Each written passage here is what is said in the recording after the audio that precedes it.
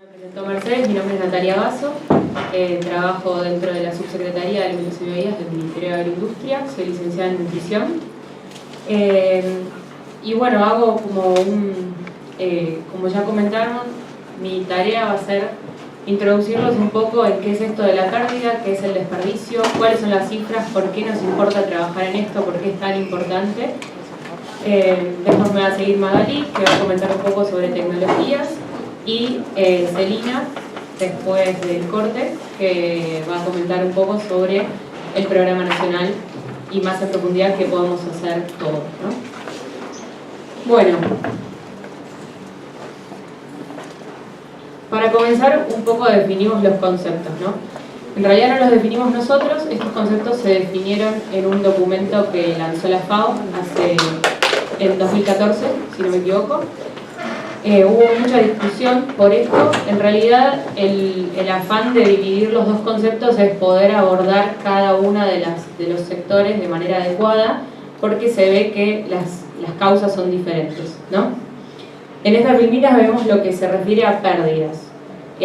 La FAO habla de pérdidas de alimentos, de la disminución de la masa de alimentos en las primeras etapas de las cadenas, ¿no? Seguramente quizás ya han escuchado estas definiciones.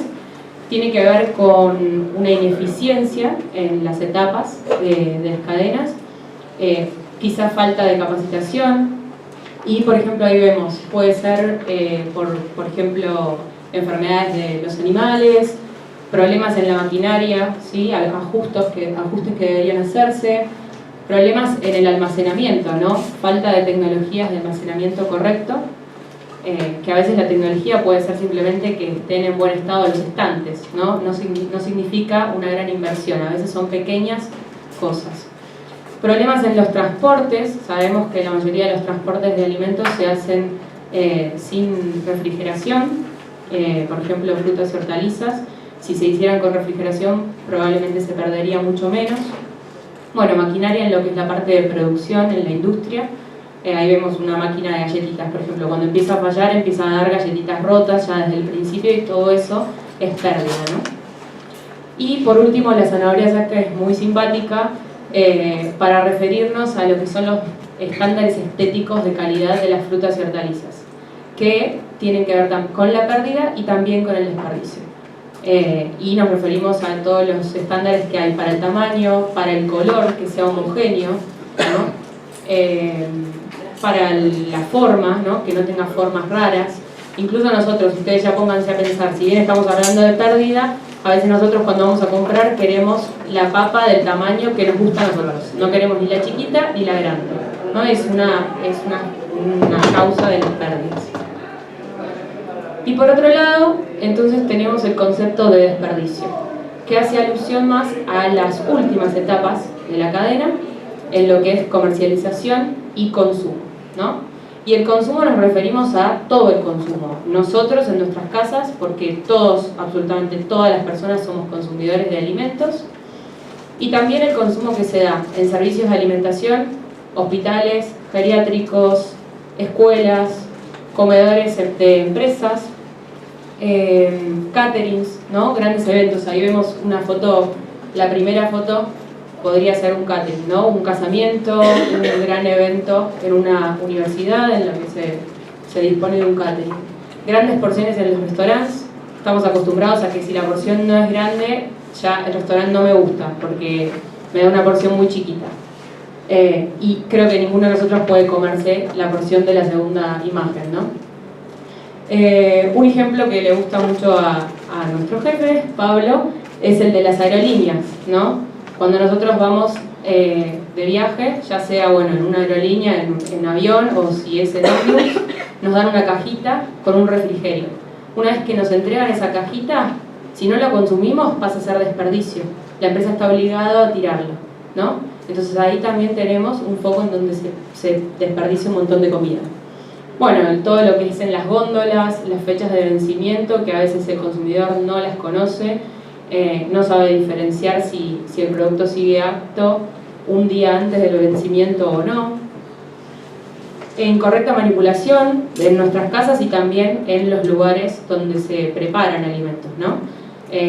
Por ejemplo, en un restaurante podría pasar que se utilice una parte de la hortaliza y no se utilice todo, entonces el resto se tira. Me contaban en una empresa que prepara sándwiches, ¿no? Es más en la parte de pérdida, pero también está relacionado. Toda la cantidad de lechuga que llega, un montón se va perdiendo en la línea de producción, porque las características de las hojas de lechuga hacen que, si no hay una buena manipulación de las personas que lo están trabajando, se pierden, ¿no? Bueno, y incorrectas formas de almacenamiento. Para cerrar con el tema de desperdicio, acá tiene más que ver con una actitud nuestra, ¿sí? No tanto una ineficiencia del sistema, sino una actitud y quizá una práctica laboral que podría ser modificable fácilmente. Bien, bueno, un poco de cifras. Seguramente esto ya lo vieron, salió en muchas notas en el diario, en revistas. Este es un dato que dio la FAO. La FAO en 2011 publicó un informe en donde estimaba que 1/3 de los alimentos se pierden y desperdician anualmente, ¿no? Es mucho, realmente, el promedio del 30% es muchísima cantidad, ahí lo vemos en toneladas. Y después otras estimaciones lo que hicieron fue traspasarlo a lo que serían kilocalorías, teniendo en cuenta que hay un montón de personas que tienen hambre todos los días. Y bueno, esto daba 1 de cada 4 kilocalorías. Pero hay que tener en cuenta que si bien los cereales, por ejemplo, son fuente de kilocalorías, hay una gran pérdida en frutas y hortalizas, ahora lo vemos en la siguiente, que quizá en términos de calorías no es tan significativo, pero en términos de vitaminas, minerales y fibra sí lo es. Y además sabemos que en Argentina el consumo de frutas y hortalizas es muy bajo, que no tiene que ver con la pérdida, ¿no? Tiene que ver con un hábito nuestro de consumo bajo de frutas y hortalizas, pero quizá nos podemos empezar a preguntar si realmente hay que triplicar, duplicar o quintuplicar la producción, o simplemente hay que prestar más atención a estas cosas y hacer fuerza en el consumo, ¿no? Bueno, estos son los pósters que publicó la FAO en su momento. Son promedios mundiales, por supuesto que es una estimación, pero a medida que los países empezaron a hacer sus propias estimaciones a niveles nacionales, las cifras son muy parecidas, ¿no? O sea que esta primera estimación no estaba tan errónea, no estaba tan equivocada. A mí lo que más me sorprende es el 45% de pérdida y desperdicio de frutas, hortalizas, raíces y tubérculos, ¿no? Que es altísimo y, bueno, en general todos son altos, 30 y 20% también es alto, ¿no? Bueno, ¿qué pasó en América Latina? Que es donde nosotros estamos, ¿no? La estimación que hizo también la FAO lo que dice es que el promedio de América Latina y del Caribe está por debajo del promedio mundial. O sea, no estamos en el 30, sino que estaríamos en un 15% de los alimentos disponibles en América Latina. Ahora hay que tener en cuenta que nuestra región es productora de alimentos, por lo tanto eso traducido en toneladas es muchísima cantidad, ¿no? Solo con el 64% de la producción que pasa hambre en la región podría satisfacer sus necesidades alimenticias solo con lo que se desperdicia a nivel del comercio minorista, ¿sí? No es culpa del comercio minorista, ya vimos que esto ocurre en todas las cadenas y en todas las etapas, pero digamos, la FAO y la OMS, los organismos internacionales suelen hacer este tipo de comparaciones para mostrar el impacto de lo que ellos quieren transmitir. Bueno, acá tenemos algunos porcentajes. Esto también es de una publicación de FAO, es el primer boletín de pérdidas y desperdicios de América Latina y el Caribe. Y ahí se ve claramente el 28% que se pierde en producción y el 28% en consumo. O sea que probablemente haya un gran problema de ineficiencia de las cadenas y también una falta de compromiso nuestro con lo que es el consumo responsable, podríamos decirlo, ¿no? Bueno, y después llegamos a lo que es Argentina. Celina lo va a comentar mejor, pero el área de estudios sectoriales de lo que es, de lo que era antes la Dirección de Agroalimentos, hizo una primera estimación, tomó la publicación de la FAO y se basó básicamente, obviamente, en los números de Argentina y en las producciones más características de Argentina. Y se obtuvieron estos datos, ¿sí? El informe es mucho más largo, obviamente, pero como para rescatar, nuestra pérdida y desperdicio estaría debajo del promedio regional, ¿sí? Estaría en el orden del 12,5%, pero de nuevo nuestra producción es altísima, entonces esto traducido en toneladas es mucha cantidad, y se ve claramente que hay una gran pérdida, o sea, sí, hay pérdida y desperdicio en los dos puntos, pero la mayor cantidad se da en lo que es las pérdidas, ¿no? Y en frutas y hortalizas lo más característico es que estamos en el orden del 45% también, ¿no? De pérdida y desperdicio. En algunos productos incluso del 55%, o sea que estamos tirando más de lo que comemos, que es totalmente absurdo, ¿no? ¿Alguna pregunta? Porque yo me empecé a hablar y por ahí. Bueno, después.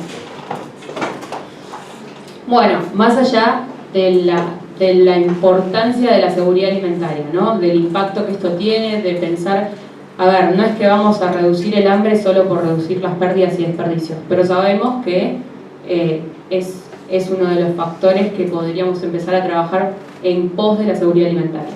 Ahora bien, también este problema significa un impacto negativo en el ambiente, ¿no? Se imaginarán por qué. Todos los alimentos que nosotros no estamos consumiendo significan una ineficiencia de la utilización de los recursos, de los bienes y de los servicios, ¿no? En especial, a mí me gusta por nombrar el agua, ¿sí? Es un gasto de agua potable, de agua segura, una utilización inadecuada de los suelos, de los nutrientes que tiene el suelo, ni hablar, bueno, de todo lo que es la mano de obra, combustibles, energía en general,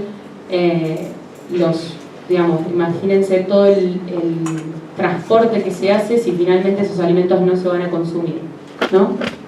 Y además que lo que hacen es aumentar la cantidad de residuos. Entonces, por otro lado, además de ser ineficiente, también estamos aumentando la cantidad de basura. Hay mucha gente, y lo he escuchado, que cree que tirar una cáscara de banana no es nada porque después como que se incorpora al suelo, ¿no? Entonces los nutrientes van al suelo. Bueno, probablemente todos los que estamos acá sabemos que esto no es así, pero el consumidor promedio que no está relacionado con los alimentos piensa que es así muchas veces. Nosotros sabemos que esto necesita un tratamiento adecuado de esos residuos y que es muy difícil realizarlo, ¿no? En Capital lo vemos todo el tiempo, la basura nos tapa, ¿no? Así que bueno, por ese lado tampoco cierra la ecuación del desperdicio. Bueno, entonces no sé cómo estoy. Bueno, algunas ideas fuertes entonces. El problema de pérdida y desperdicio reduce la disponibilidad local y mundial de alimentos, impacta de manera negativa en el ambiente. Es un problema global, pero como decimos siempre, las causas son locales, es decir, cada uno de nosotros hoy puede llegar a su casa y hacer algo por esto, entonces podemos ser parte de la solución, y las soluciones también son locales. Involucra todo el sistema agroalimentario, significa reeducar hábitos de consumo y prácticas laborales, que esto me parece que es lo más complejo de todos. ¿Sí? Aplicar una tecnología quizá no es tan difícil como lograr que alguien cambie sus prácticas laborales o sus hábitos, y es una oportunidad para agregar valor e innovar. Requiere del compromiso y de un enfoque, como dijo Mercedes antes, multisectorial y multidisciplinario, ¿sí? Bueno, esas son más o menos las cifras. Les quería contar un poco por qué esto terminó en agenda, ¿no? Cómo fue que de una publicación de la FAO en 2011 llegamos hoy a tener un programa y por qué para todos tiene que ser importante. Esto es reciente, pero nos gusta mostrarlo. El Papa Francisco, en su encíclica del cuidado de la casa común, que a mí me parece muy significativo, habla sobre el desperdicio de alimentos. Y más allá de la religión que tengamos, todos sabemos que esta persona, que esta figura pública, habla y pone los temas en agenda, ¿no? Indica cuál es el camino, o uno de los caminos. Entonces, por eso su relevancia que él haya hablado de esto, ¿no? En los Objetivos de Desarrollo Sostenible vemos que hay varios que se relacionan con el desperdicio de alimentos, en particular el número 12, de producción y consumo responsable, y ahí pusimos una frase de Ban Ki-moon en donde habla de esto también. Dentro de lo que es la ONU, la FAO específicamente debe abordar este tema y lo está haciendo. en su marco estratégico. El cuarto objetivo tiene relación con la pérdida y el desperdicio de alimentos, y en particular en el ámbito de la CELAC. La CELAC lanzó un plan de seguridad alimentaria relacionado con erradicar el hambre y lograr la seguridad alimentaria en América Latina y el Caribe, y en él uno de los pilares es reducir pérdidas y desperdicios. Con lo cual todo se va dando y, digamos, ningún país puede escapar a trabajar en este tema, ¿no? Esto solo para que mostrarles, y se las pueden llevar para buscarlas después, son algunas iniciativas que se empezaron a dar en el ámbito internacional. El reto Hambre Cero habla de reducir pérdidas y desperdicios. La iniciativa Safe Food, que surgió en Europa y en realidad surgió desde el ámbito privado, en la parte de envases, en el área de packaging, pero la FAO adhirió a esto y también la está promocionando. Y Piensa, Aliméntate, Ahorra, que es como la campaña dirigida al consumidor, tiene una página web muy linda, muy interesante, con mucha información. ¿Qué pasó a nivel regional? La FAO en América Latina y el Caribe, que está en Chile, convocó en 2014 a una consulta de expertos, es decir, personas de todos los países que estuvieran trabajando en algo relacionado. Nosotros tuvimos la oportunidad de participar junto con la Red Argentina de Bancos de Alimentos y con representantes del INTA y también de FAO Argentina, y dio la casualidad que éramos uno de los países que ya estaba trabajando de manera articulada, que las personas que estaban trabajando en esto ya se conocían y que ya teníamos avances. Y en 2015 lo que hizo la FAO fue renovar este compromiso, pero esta vez convocando a personas que trabajan en el Estado, ¿no? Que pudieran incidir en las políticas públicas relacionadas con esto. Bien, esto solo para mostrarlo. Esta persona, este señor Tristram Stewart, fue uno de los pioneros en trabajar en este tema. Él lanzó un libro y armó una fundación que se llama Feedback, en donde se dan varias iniciativas relacionadas con reducir el desperdicio de alimentos. Él es filósofo, nada que ver con los alimentos, pero se ve que esto lo impactó muchísimo. Y una de las iniciativas que hace es Feeding the 5000, que está ahí arriba. Son eventos multitudinarios en donde se da de comer a las personas con alimentos que se recuperan, por supuesto antes que lleguen a la basura, ¿no? Son alimentos que perdieron valor comercial. El fin de él no es recuperar esos alimentos, simplemente el fin es hacer concientización de manera así como fuerte. Bueno, acá algunas de las ideas que surgieron, que conozco que se están implementando en otros países. Después Magalí va a comentar más sobre tecnologías, pero bueno, esas son algunas de las empresas que sé que están trabajando en el tema. Estas son dos iniciativas simpáticas. Culinary Misfits, que son dos chicas que vieron la oportunidad y con todas las frutas y hortalizas que no se cosechan de los campos, implementaron un catering, ¿no? Entonces este catering lo hacen con todas las verduras y frutas raras, con formas raras como lo ven ahí. Es una pavada, pero son distintas formas de darle valor a estos alimentos. Y al margen de hacer concientización, también encontraron la beta comercial, ¿no? Lo mismo Ruiz in the Rubble es un emprendimiento de conservas que lo que hacen es recuperar las frutas y verduras de un mercado concentrador y las transforman en ese momento, ¿no? Estas son otras dos de un supermercado. La primera, digamos la de la izquierda de ustedes, es un jugo que lo que hizo el supermercado es empezar a hacer jugo exprimido a medida que la gente lo demanda, ¿no? A la medida que la gente lo compra. Y lo hace con naranjas que se hubieran desperdiciado porque no cumplen con el color o con el tamaño. Y cada jugo tiene la hora en la que se produjo para que la persona se lleve el que se produjo antes, ¿no? Y si lo buscan en internet, los videos son muy buenos y tuvieron un éxito espectacular en los supermercados. Y la de la derecha es una campaña que hizo el mismo supermercado con frutas y verduras raras, en donde les puso nombres graciosos, hizo como historias con cada una de las frutas y verduras y les ponía un precio más bajo. Entonces encontró una beta comercial y de esta manera al productor que le entrega las frutas y hortalizas no le hacen una selección tan estricta. Hay una parte que se vende al precio que el supermercado considera y que son las frutas y verduras perfectas, por decirlo de alguna manera, y la otra parte que uno puede comprarlo a precio más bajo. Bueno, esto es solo un popurrí de iniciativas. Fusions es la de la Unión Europea y después cada uno de los países fue implementando la suya. Vemos que hay del sector público y del sector privado, ¿no? En algunos casos están en coordinación, en otros países no. Por ejemplo, la rosa de abajo a la izquierda es de Carrefour en Francia. Ellos empezaron con una iniciativa solos. Y bueno, para contarles un poco qué hay en Argentina. En Argentina existe una red argentina de bancos de alimentos. El Banco de Alimentos trabaja con donaciones de empresas y son alimentos que perdieron valor comercial pero que siguen siendo totalmente aptos para consumo humano. Ellos lo reciben de las empresas, le hacen trazabilidad adecuada para que la empresa sepa dónde va su producto y una manipulación correcta, ¿no? Y lo redistribuyen a comedores comunitarios. Ahí lo vemos, 16 bancos en todo el país. Por supuesto que ellos lo podrán comentar mejor que nosotras, pero era solo para que conozcan y puedan buscarlo. Y después está el proyecto Plato Lleno, que hace algo muy parecido a lo que hace el Banco de Alimentos, pero trabaja con caterings, ¿no? Entonces, si uno va a hacer un casamiento o una fiesta de 15, algún evento así muy multitudinario que sabe que va a sobrar comida, puede coordinar con el catering y este proyecto lo pasan a buscar.